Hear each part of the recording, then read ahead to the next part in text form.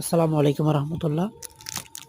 একজন AI software যে এরকম সুন্দরভাবে কথা বলতে পারে, এটা আসলে আগে আমি ভাবিনি।